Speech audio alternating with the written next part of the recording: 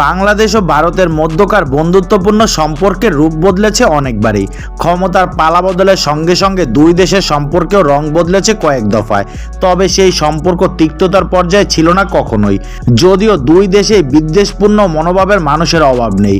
Cricket, ধর্ম কিংবা রাজনীতির কারণে দুই দেশের মানুষের মাঝে দেখা যায় বৈরিতা। তারই একটি নমুনা দেখা গেল কানপুরে। উত্তরপ্রদেশের কানপুর শহরের গ্রিন পার্ক স্টেডিয়ামে তখন চলছিল বাংলাদেশ ও ভারতের মধ্যকার সিরিজের দ্বিতীয় টেস্ট। এই টেস্ট ঘিরে আগে থেকেই হুমকি দিয়ে রেখেছিল হিন্দু মহাসভা নামের একটি সংগঠন। গত 5 আগস্ট বাংলাদেশ ক্ষমতার পালাবদলের সময় হিন্দুদের ওপর নির্যাতনের অভিযোগ এনে এই ম্যাচে হামলার কথা জানায় তারা। সেই হামলা না হলেও বাংলাদেশের ওপর আঘাত এলো অন্যভাবে। গ্রিন পার্ক স্টেডিয়ামের বাইরে এদিন পোড়ানো হলো বাংলাদেশের পতাকা। ভারতীয় গণমাধ্যম হিন্দুস্তান লাইভ তাদের এক খবরে জানায়, গ্রিন পার্ক স্টেডিয়ামের বাইরে বাংলাদেশের পতাকা পুড়িয়ে দেয় বিশ্ব হিন্দু পরিষদ নামের একটি সংগঠন। ম্যাচ শুরুর পর থেকে স্টেডিয়ামের বাইরে জড়ো হয়ে স্লোগান দেন তারা। বাংলাদেশের হিন্দুদের নিরাপত্তা চেয়ে পোস্টার হাতে দেখা গিয়েছিল অনেককেই।